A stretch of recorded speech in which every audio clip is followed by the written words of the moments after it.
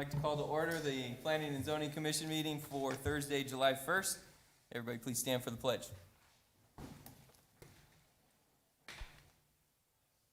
I pledge allegiance to the flag of the United States of America and to the republic for which it stands, one nation, under God, indivisible, with liberty and justice for all.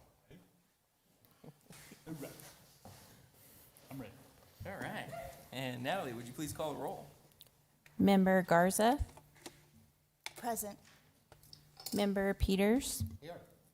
Member Benedict, Member Estrada, Here. Member Dugan, Here. Vice Chairman McBride, Here. Chairman Miller. Here. All right. Director, do we have any changes to the agenda? So, Mr. Chair, we do have a couple items that we have a request we will be pulling off the agenda for this evening. So the first one is agenda item number 2, the request from Ironwood Village HOA for the modification to their PAD and landscape plan. They've asked for a postponement of that item, and we'll reschedule it for a future meeting when they're ready to go. So number 2 will not be heard tonight. Also, we've had a request to postpone item number 9, the request by Gerald Walter for the conditional use permit for the RV garage at 238 East Cornerstone Circle. Again, that would be placed back on the agenda when the applicant is ready to be present and to be heard. So item number 2 and number 9 off the agenda for this evening. Also, I'd like to acknowledge and welcome our newest commissioner, Celeste Garza. So welcome, Celeste. Glad to have you. Thank you. Thank you. And that's it, Mr. Chair.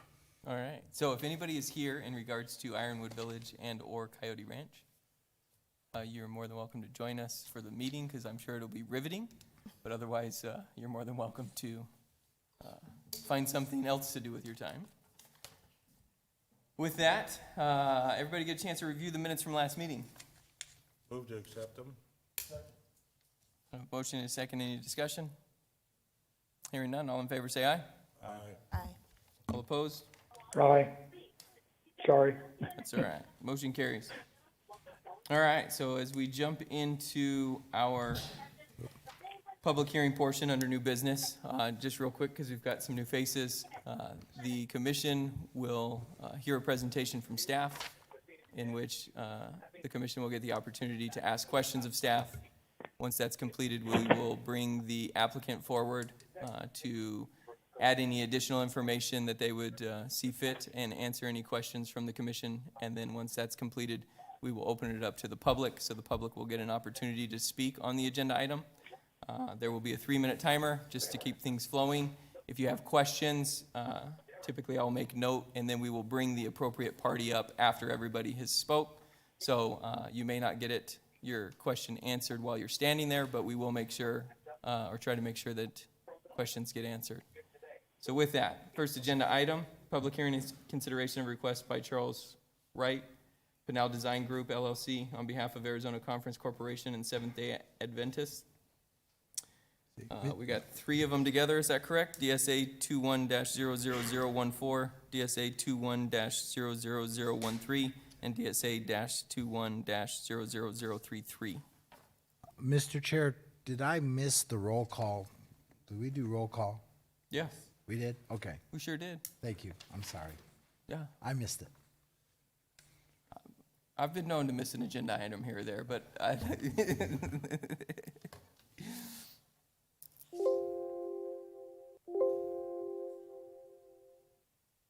Mr. Cagle, you already up? You're up? You're good? Evening, Planning Commissioners. So this is a request by the Seventh-day Adventist Church for basically 3 applications. I'm going to be discussing tonight their request for a zone change, a conditional use permit, and also a major site plan. Chuck Wright of Pinnell Design Group is the applicant on behalf of Arizona Conference Corporation to develop 2460 North Colorado into a new church site for the Seventh-day Adventists.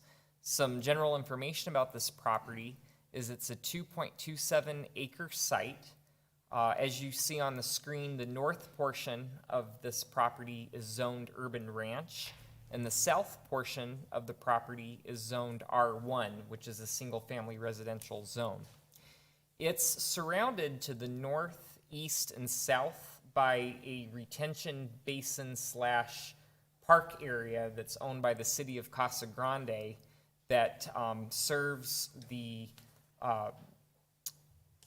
drainage for the Mountain View Ranch subdivision, which you see on the screen. There's an undeveloped portion of it to the north, and then the developed portion known as Santa Rosa directly to the east.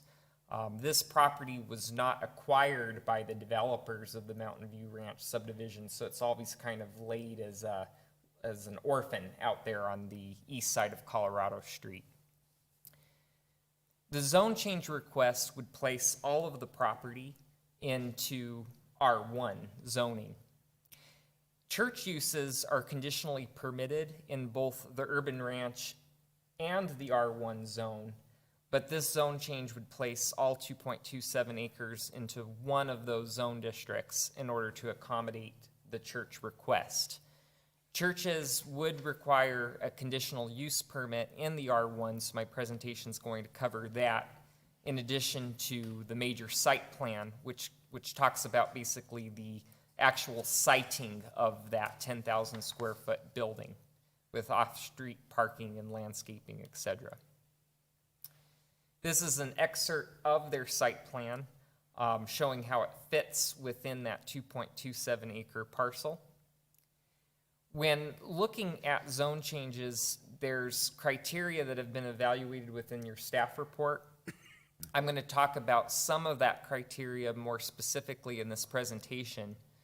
Generally, the crux of zone changes is that it needs to be in conformance with the city's general plan. The designated land use for this area per the general plan 2030 is neighborhoods, which primarily allows for single-family residential development at a density of 4.5 dwelling units per acre. However, the general plan also allows nodes for neighborhood scale commercial development, multifamily development, and thoughtfully placed non-residential uses such as religious institutions, so long as it's integrated into the fabric of the community. So the first criteria regarding zone changes is that the action is consistent with the general plan, including goals, policies, and applicable elements. So I turn to goal N3 that talks about minimizing land use conflicts. So when there are uses next to each other that are potentially of concern, such as a residential use next to a non-residential use, as is the case with the proposed church, the general plan requires physical separation such as fences, berms, parks, or landscape areas. As you see on their landscape plan provided, they are providing a nice landscape perimeter on all four sides of their property with even greater depth along Colorado Street, where the single-family residential neighborhood to the west lies, the Rancho Grande neighborhood, to help with that use-to-use compatibility. And I should also point out that, again, looking at the overall area map, to the northeast and south, they're surrounded by designated open space. So that's a nice natural buffer and separation between themselves and the Mountain View Ranch neighborhood. The other goal that I want to talk about within the General Plan 2030 is that we are to direct growth to areas which provide for the most sustainable, efficient, and cost-effective use of infrastructure. So the fact that this is a proposed development along a roadway that's substantially been developed and has existing utilities within it that can be extended into the site is at the end of the day, more cost efficient for everyone than building on a greenfield site that is a distance away from established infrastructure. What I mean by Colorado Street is substantially developed is that we do have the entire right-of-way width already dedicated for Colorado. It's designed as a minor collector, which when it's fully developed will be 60 feet wide. And we have the entire width already dedicated. When the site goes to construct, there will be the requirement for Colorado Street to be widened in front of the site, including a new sidewalk. Another criteria of the zone change is that if a rezoning conforms to the general plan, if it proposes land uses, densities, or intensities within the range of identified uses of the general plan. So the requested zoning, R1, is considered appropriate per the neighborhood's land use category of the general plan. Other zone districts that are supportable are more intense, such as R2 or R3, which could technically yield up to 50 apartments if those zones were requested. So R1 zoning is the most appropriate zone district to accommodate this religious institution land use. And should that not end up developing as a religious institution, R1 zoning would be the least impactful zone district in that it would only allow up to 4 single-family residential dwellings. The last criteria with regard to zone changes is that it's necessary and proper at this time to meet the land use needs of the residents of the city. So we were approached by this applicant to develop a new church at this location because they determined that it would meet their needs. However, in looking at this site specifically for non-residential development, should a church be developed, it is considered appropriate as a non-residential land use since there's no directly abutting single-family residential land use on this side of Colorado. You have the Mountain View Ranch neighborhood, but it's the backs of those properties that would be adjacent to Colorado. Colorado Street itself is determined to be a collector road, as I mentioned, and so it's not intended or designed for there to be direct drive access, serving multiple individual parcels. So having a non-residential development is considered most appropriate along Collector Street. So staff does recommend that Planning Commission forward to City Council a recommendation to approve this zone change from Urban Ranch and R1 to R1. The next application that's being discussed is for the Conditional Use Permit. Now that's required to allow a religious institution in an R1 zone. It doesn't replace the allowed uses that are allowed in R1. R1 is a single-family neighborhood or single-family zoning, but with the approval of this conditional use, it would allow this property to, in addition, be developed for a religious institution. And there's a series of criteria that gets evaluated, and that evaluation's been provided in your staff report. But essentially this deals with compatibility and ensuring that the site is the right fit for the use. So one of the things we looked at specifically is whether the proposed church development meets the required setbacks for churches in an R1 zone, which is 50 feet. And as you see, they are meeting that 50-foot setback from all 4 of its property lines. Staff does recommend that Planning Commission approve the conditional use permit and its associated resolution, subject to the following special conditions. And these special conditions were crafted to help address potential concerns from the neighborhood, specifically the Rancho Grande neighborhood, because they would be the most impacted since they're directly across the street. So the first condition is that, of course, this would be subject to City Council's approval of the zone change. The second is that prior to the occurrence of special events associated with this use, so a church may have funerals, wedding events, etc., that happens to generate a larger than normal substantial or larger than normal increase of traffic, the condition would ask that a representative for the site inquire with the city to determine if a traffic control plan would be determined necessary to help coordinate with that special event. The third condition that is being recommended is that any use or event that results in parking spaces or drive aisles being blocked or restricted shall be subject to the consideration of a temporary use permit. With regard to the major site plan, the third application to be considered this evening for the Seventh-day Adventists, these are the series of criteria that gets evaluated to ensure that all of this is being met. And the staff report goes into greater detail. I'm going to just talk about these three highlighted items. The first one is the impact of the plan on the existing and anticipated traffic and parking conditions. So there was a traffic impact analysis provided by the applicant. It was prepared by a traffic engineer and reviewed by our city traffic engineer to determine if the trips generated by this use could be supported by the roadway network that is used to serve this site. The recommendation of that traffic impact analysis does state that the half-street improvements should be made to Colorado, including a two-way left turn lane there in the middle, as you see designated on the street on the screen. They will provide an extension of a sidewalk. It'll tie in with the existing sidewalk to the south. To the north, there is an open space tract. As you see, there's not a sidewalk adjacent to that. That's actually adjacent to city property, and it would probably be extended through a capital improvement project. The timing would probably be the most appropriate when Mountain View Ranch finishes its development to the north, because currently there's an undeveloped parcel there.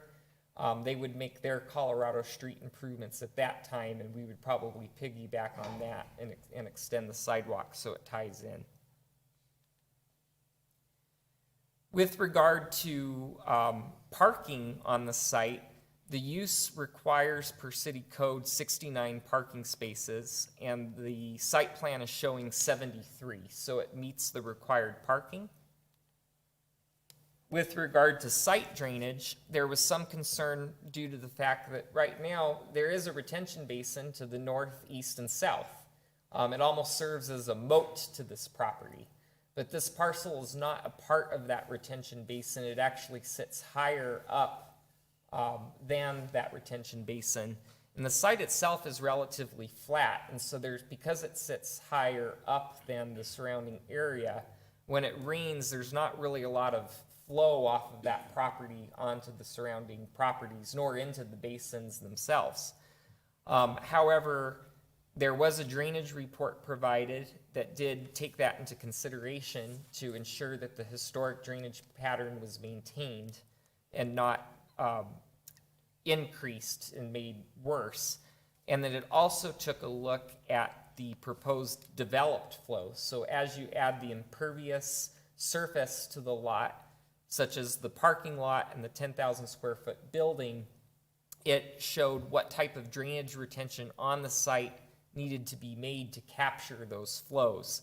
And so the way that it's been developed and designed is to put the majority of that drainage along the frontage of the property, along Colorado.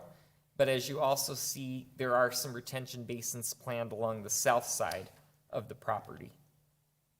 Staff does recommend that Planning Commission approve the major site plan for the Seventh-day Adventist Church, subject to the City Council approval of the zone change. Regarding the public notification process, this actually got notified quite a bit because the scheduled hearing for this item kept getting moved month by month due to different circumstances. So initially there was an application in review sent out to owners of property within 300 feet back in February, and then there were subsequent notices mailed out to those same owners announcing of the previous hearings. The last one was mailed out on June 16th for this hearing. There was also a sign posted by the applicant, and it's been updated accordingly.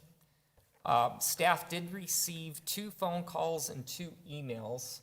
One of the emails made it into your staff report, but the other email didn't because it was received after the staff report was written. But I believe that has been distributed to you this evening. Basically, the concerns expressed had to deal with traffic. They were concerned that traffic would permeate through the Rancho Grande neighborhood to get to this site and to leave the site. And there was really a preference to see this 2.27 acres remain undeveloped. They preferred it left remaining as was when there was a horse corral there. And they were concerned about drainage. Staff does recommend, however, that Planning Commission forward to City Council a recommendation to approve this zone change. We also do recommend that you approve the conditional use permit and its associated resolution subject to the specific conditions. And we do recommend that you approve the major site plan subject to City Council approval of the zone change. And I'd be happy to answer any questions. Thank you. Any questions for staff? Yeah, Member Dugan. I've got one. One of the letters that were given us, they were complaining about the traffic, and I guess they use the park there for soccer and stuff. And they've been using, I assume, this land that the church is gonna be on for parking, and she was concerned about parking along Colorado Street. Are you gonna to eliminate that, you would put no parking signs along Colorado Street so it doesn't block traffic? I could have Dwayne address that because it is a collector road, so I don't know if it's designed to necessarily have parking.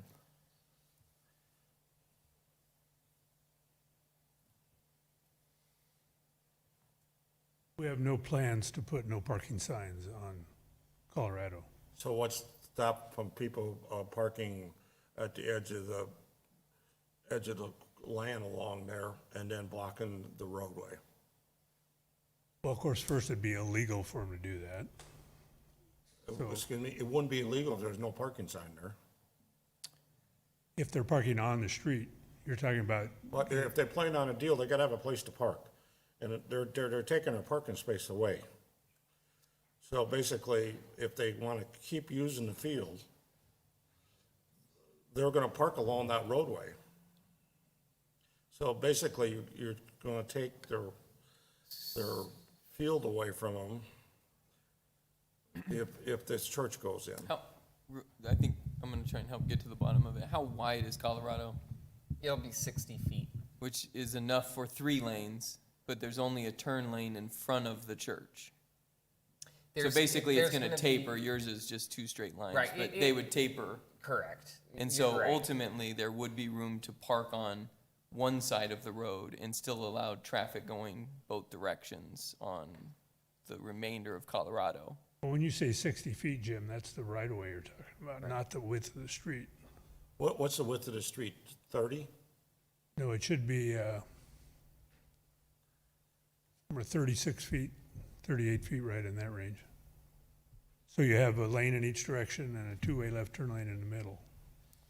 And there would not be a curb along there, put a curb or anything, so they could run off the edge of the driveway and park alongside the road. On our new half street and stuff, there would be a curb there. There will be a curb there. Yes, So then they So- can't park along there. They have to go Correct. above the curb, that's right? why I said in the start that it would be illegal. They'd be blocking half of a lane there. The reason I'm asking is that's one of the complaints, Sure, no, okay? So also, Commissioner Dugan, if you think about, like, it's kind of similar to Casa Grande Avenue with the park we have along there, which is also a collector. And, you know, the park sites themselves and that retention basin functions as a park. There's accommodates lots of on-street parking, which is allowed on both sides of the collector, on-street parking parallel to the sidewalk. So the park itself and the church frontage actually allows considerable amount of on-street parking to accommodate that. On the west side, you have to be careful about blocking driveways, but on the east side, there's gonna be a lot of on-street parking available. Okay. Thank you. Any other questions for staff? Chairman, I have a question.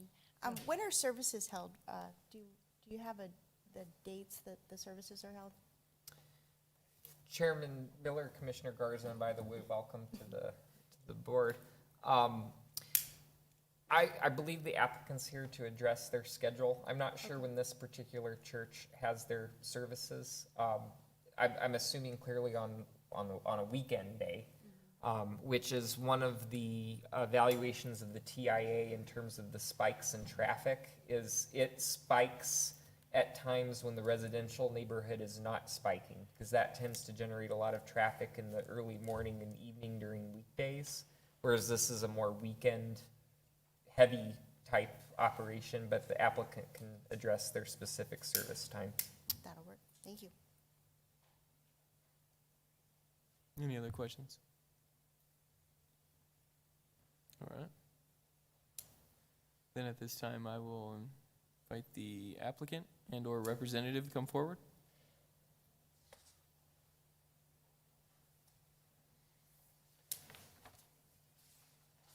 Please state your name and address for the record. My name is Michael Soto. My current resident address, is that what you're asking for? Yeah. 1853 North Cadota Avenue, Casa Grande, Arizona. Awesome. Do you have anything you'd like to add? Yes, I'd like to answer the question that you had here. I'm the pastor of the church, by the way. Our services are mainly held Saturday mornings. Saturday probably from around 9:30 a.m. till about, could vary, 5 to 8 p.m. depending on the weather and stuff outside, and some Wednesday nights. That's the main hours of our services. Awesome. Thank you for that clarification.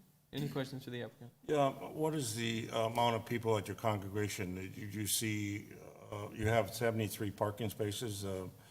Would that fill up the number of parking spaces, or you planning to grow to that size? Yes, well, prior to COVID, we had maybe close to 100 people attending, maybe around 80, between 80 and 100. Since then, we've had maybe about 40 to 50 people show up, and so the 73 parking spaces would be more than enough to cover what we need right now, and anything in the future as well. And the congregation will be primarily on Wednesday evening and Saturday morning? Primarily Saturday morning. Wednesday evening would be most likely a lot less, but for sure Saturday morning would be the time that's most occupied. And that lasts almost all day? That would last mostly in the morning, and then in the evening around sunset. Okay. Yeah. Thank you. Any other questions for the applicant? No? Well, thank you for being here this evening with us. We appreciate it. Thank you.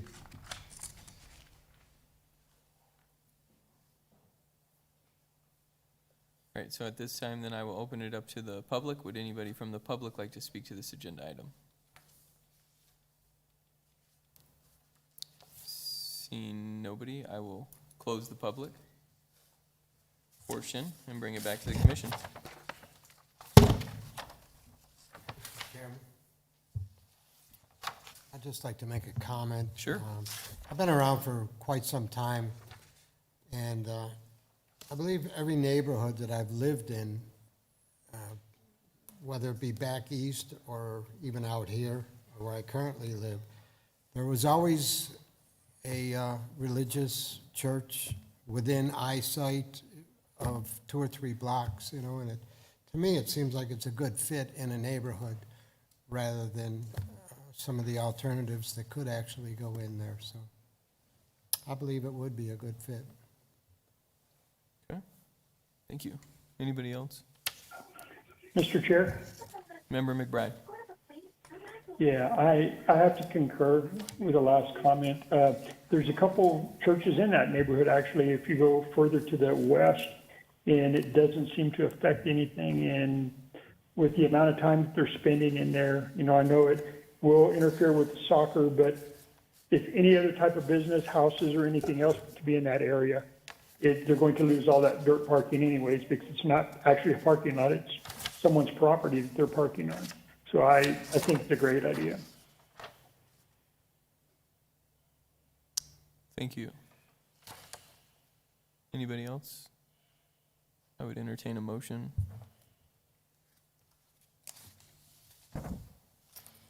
Mr. Chair, I'd like to make a motion. All right.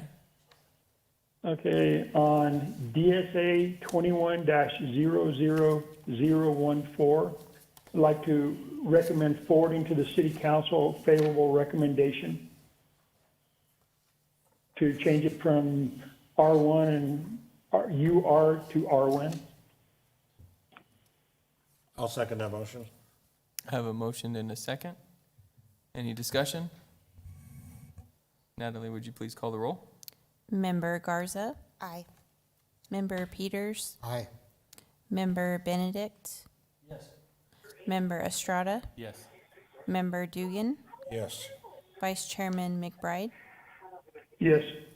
Chairman Miller. Yes. One down, two to go.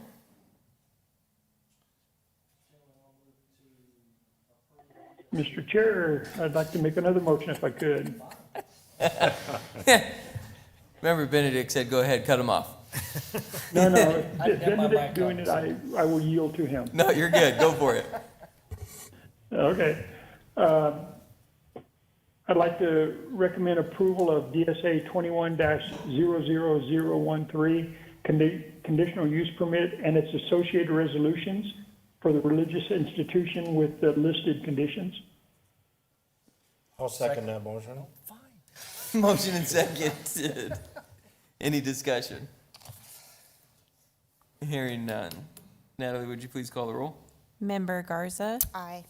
Member Peters, Aye. Member Benedict, Aye. Member Estrada, Yes. Member Dugan, Aye. Vice Chairman McBride, Yes. Chairman Miller. Yes. All right, two down, one to go. McBride, you gonna go 3 for 3, or do you wanna cut somebody off? I'd love to cut people off all day long. I'll go ahead and try the third one. All right. Okay. I'd like to recommend to the commission, I'd like the commission to approve DSA 21-00033 major site plan subject to the listed condition. I'll second that. I have a motion and a second. Any discussion? Hearing none. Natalie, would you please call the roll? Member Garza, Aye. Member Peters, Aye. Member Benedict, Aye. Member Estrada, Yes. Member Dugan, Yes. Vice Chairman McBride, Yes. Chairman Miller. Yes. All right, motion approved on all three. Congratulations. Thank you for being here this evening, and good luck with the next steps on your church. All right, so we are jumping to agenda item number 3. Public hearing and consideration of request by Rosa Construction for DSA 21-00088 zone change.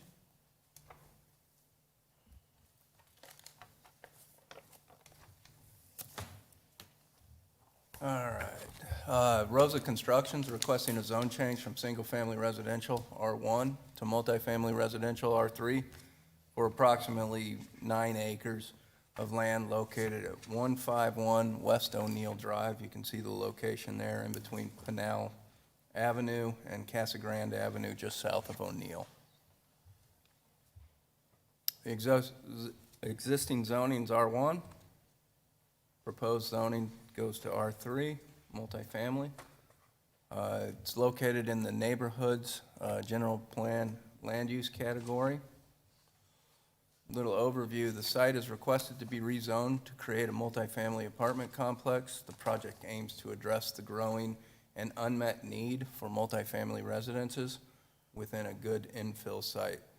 If the zone change were to be approved, all uses permitted or conditional in the R3 zone district would be allowed and will be required to obtain approval of a major site plan and a conditional use permit if necessary.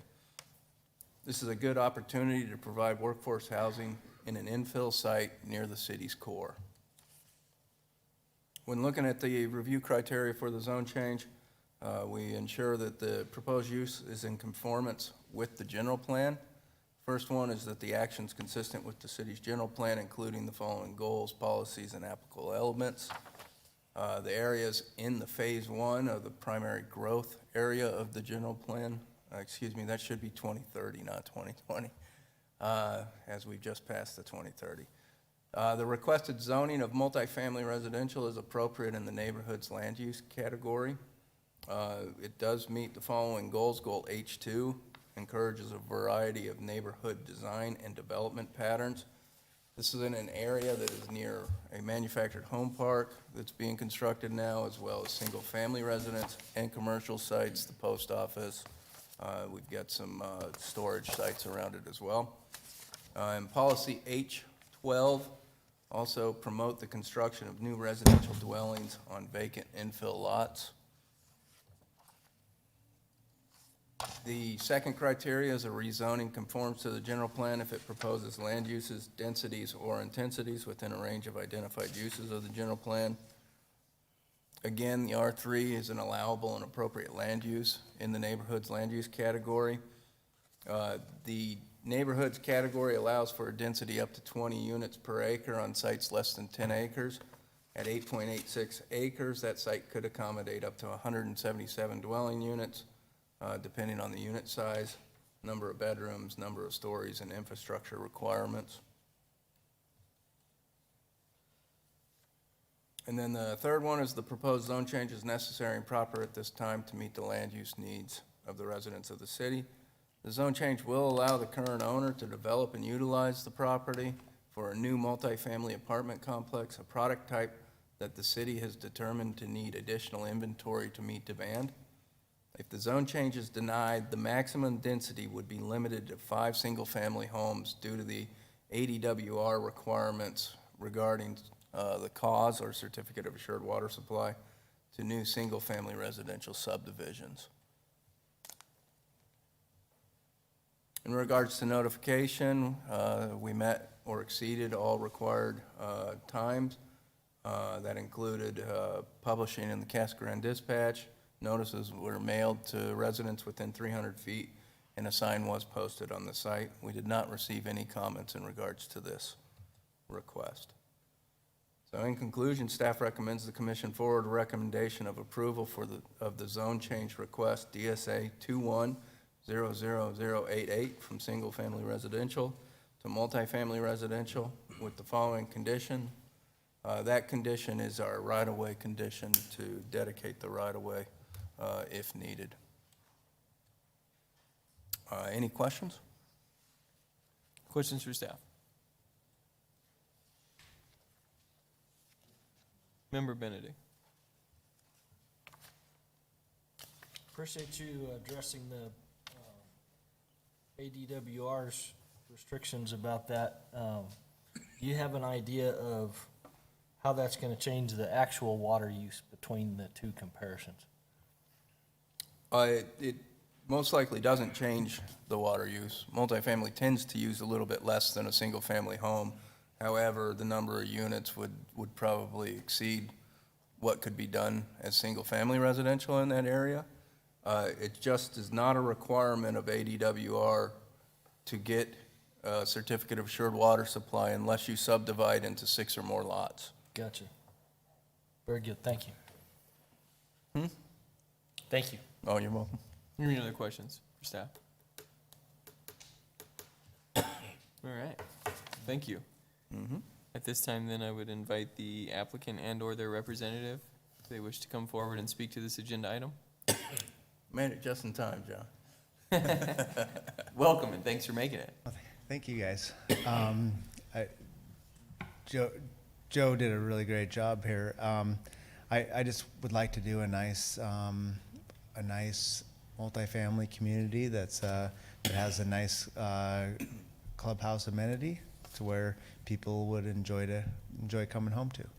I'm just, if you'll allow that, and I think it's a great location in town, and I just want to do a good job on building it. So, Great. I don't know do you have any questions or? Could you give us your name and address Oh, for the sorry. record? Sorry. It's okay. John Rosa. I have an address in Cave Creek, and as well, I'm from Bozeman, Montana. So, I'm in the Which one do wintertime. you I'd wanna like. give us? What's that? Said, which one do you want to give us? Okay, so 209 Black Bull, Bozeman, Montana. Perfect. Thanks. Thank you. Okay. I assumed as the applicant, we might have his information, but Okay. appreciate you giving that to us. Again, thank you for being here. Any thank questions for the applicant?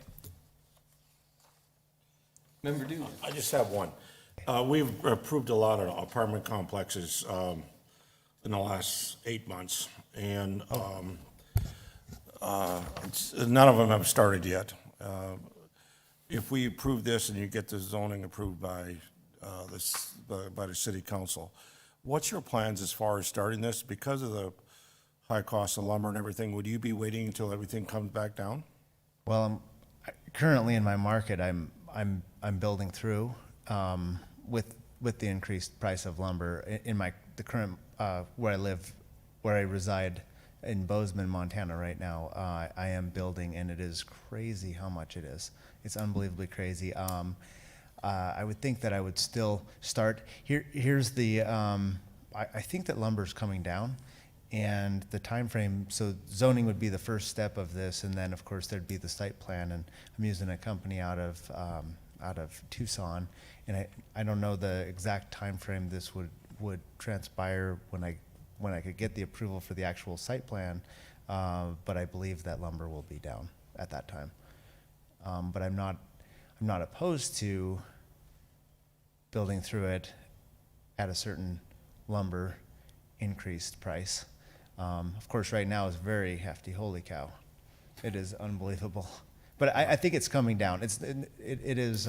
It already has. I mean, from what I've ordered, even from a couple months ago, it's already starting to lighten up.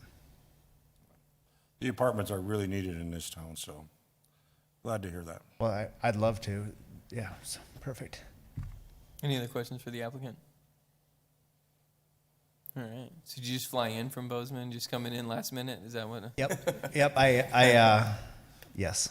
There you go. I Perfect. thought, Well, thank I thought you I for had making it on time. I thought I had a representative able to come up for me, and I didn't. So That's all right. Well, we That is a appreciate true you statement. taking the extra effort to get here. So, thank you. all right. Thank Good. Thanks. That is a true statement. you. Yeah. You know, we got a nice little airport, you know, just. Yeah. At this time, I'll open it up to the public. Would anybody from the public like to come and speak to this agenda item? Seeing nobody, I will close the public portion and bring it back to the commission.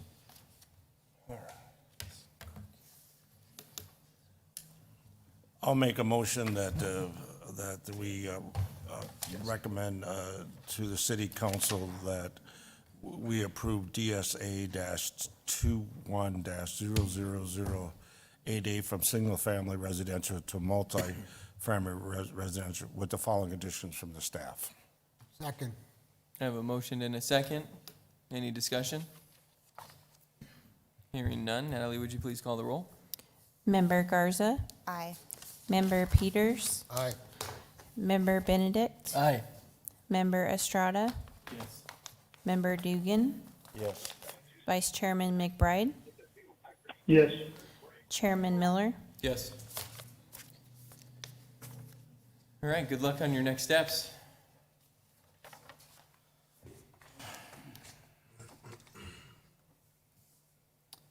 All right, so next agenda item, public hearing and consideration request by Ole Solberg for DSA-21-00080, conditional use permit.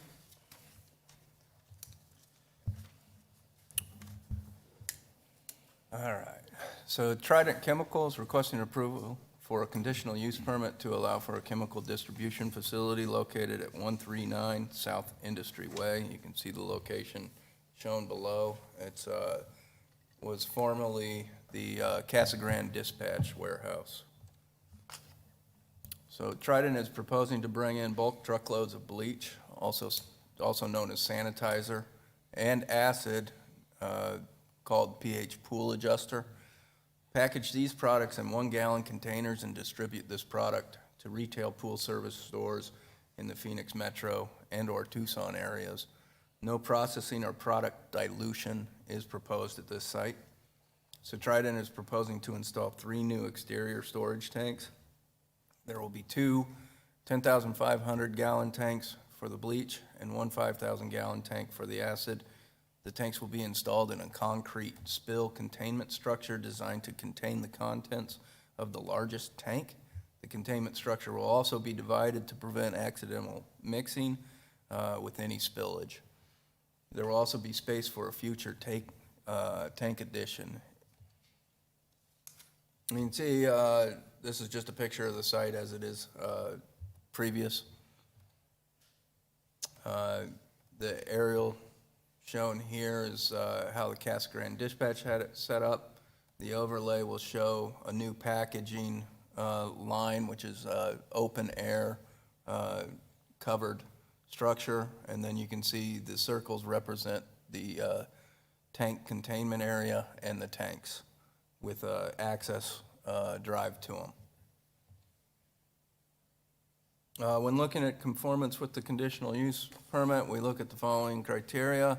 All of it's been covered in your staff report. We're just going to concentrate on one for tonight, and that is that the proposed use will have no adverse effect upon abutting property. The site is located in an I-2 General Industrial Zone District. As stated in the city code, the purpose of the I-2 General Industrial Zone is to provide for development of industries which, because of the nature of their operation, appearance, traffic generation, or emission, would not be compatible with land uses in other zoning districts, but which nevertheless are necessary and desirable activities in the city. So this zone district provides for an appropriate area for this intended use. In addition, uses located in the park have similar or more intense appearances and uses, including oil recycling, an asphalt facility, and a recently approved waste processing facility. So we don't believe there will be any adverse effect on abutting property. In regard to notification, we met or exceeded all requirements. We did not receive any comments in regards to this. So in conclusion, staff recommends the commission approve the conditional use permit and associated resolution, DSA 20-00080. Any questions?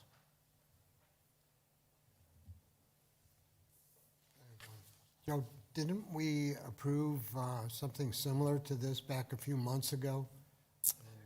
You're probably recall, so the most recent approvals in that park were a waste facility, which was handling regular waste and then eventually would be medical waste.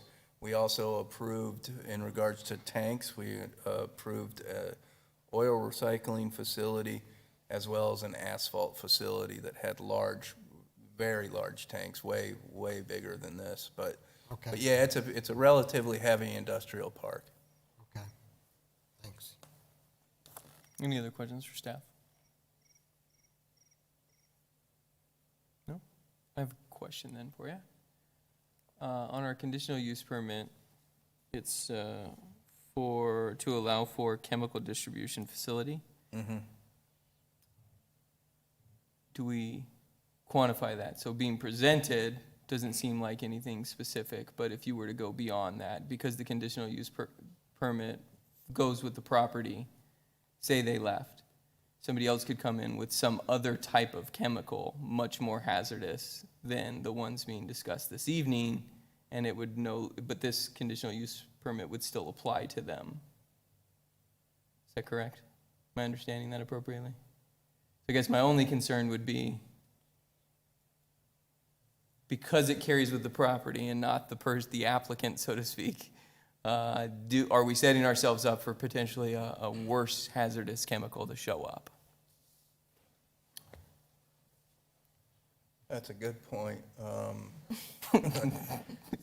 It does run with the land. We could set aside some conditions that make it specific to Trident Chemical or the chemicals that are utilized. Mark, you have a suggestion on that?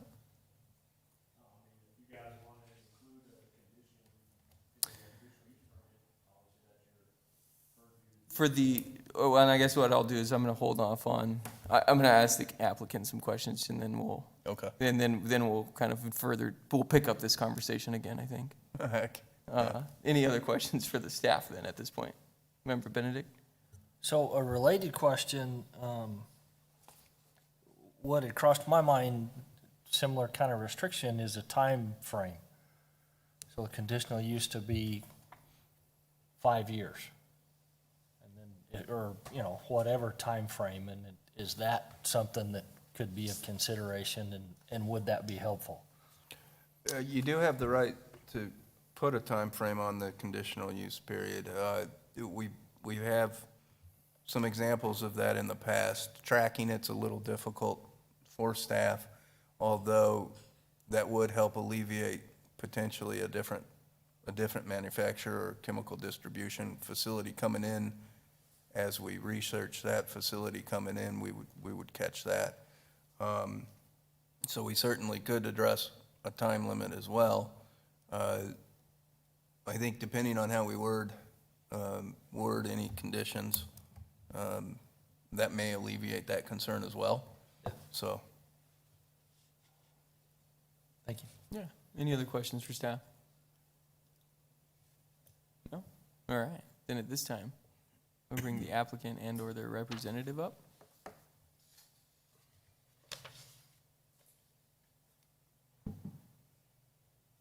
Chairman Miller, Ole Solberg, 508 East Barris Place, Casa Grande, Arizona. Not much else to say other than staff report. It's a pretty simple operation. It's going to be the exact same chemicals that you could find at Walmart, Home Depot, or Lowe's, or Leslie Pool's store. Yeah. And future expansion, is that for additional, like, I just think I have a pool, I know nothing about it, so don't quote me on this, but there's one that brings pH up, there's one that takes it down. We're talking about some bleach. We're talking about 2 tonight. Right. I assume that they would potentially look at additional chemicals that go with pools and that type of service at some point. I don't anticipate any bulk items other than these 2 chemicals being used at the site. Okay. They're doing it because of the shortage in the area and where they can get it up to Phoenix and be able to supply their stores and potentially into Tucson. Most other items are not going to be in this bulk thing. They're going to be the packaged already from the manufacturer for distribution. They're not talking about doing any distribution out of this warehouse other than these chemicals at the moment anyway. Okay. Yeah, I think just to be clear, my concerns aren't so much with them, it's just to make sure that we make the condition that we don't have some other crazy acid showing up down the road if they leave, so. And they, besides that, they also are keeping this on the interior building as a non-hazardous facility. And the fire department has strict limits on how much they can have, so there's going to be minimal amounts to be in there. To bring other things would really complicate that. Okay. Does it, and I'm going to kind of veer off to the side, is the applicant concerned about if we restricted it to these chemicals, the conditional use permit? Is there any concern with that? Well, for bulk use is the only thing I would maybe ask at this time for. What's that? For bulk. Yeah, I could see maybe bringing in I'm other not things. concerned I about. wouldn't want to restrict them, maybe have, I'm going to say palette of like clarifier or something like that. But, for bulk chemicals, that's all they're proposing at this time. Okay. Any questions for the applicant? They're primarily making chlorine products for the pools and stuff, correct? I'm sorry? They're primarily making chlorine products for swimming pools and so forth. Like, are they actually making pellets, the chlorine pellets? No, they're not doing any manufacturing.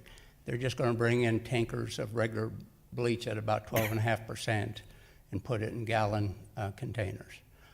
And then also they'll bring in acid and put it in gallon containers, just like you buy at the store. They're not going to be doing anything else. They don't make it. They're just taking a big jug of it and making little bottles of it to give to people. Right. All right. Packaging it. All right. Thank you. Any other questions for the applicant? No? Well, thank you. Thank you for being here this evening. I haven't opened the public portion yet. Hang on.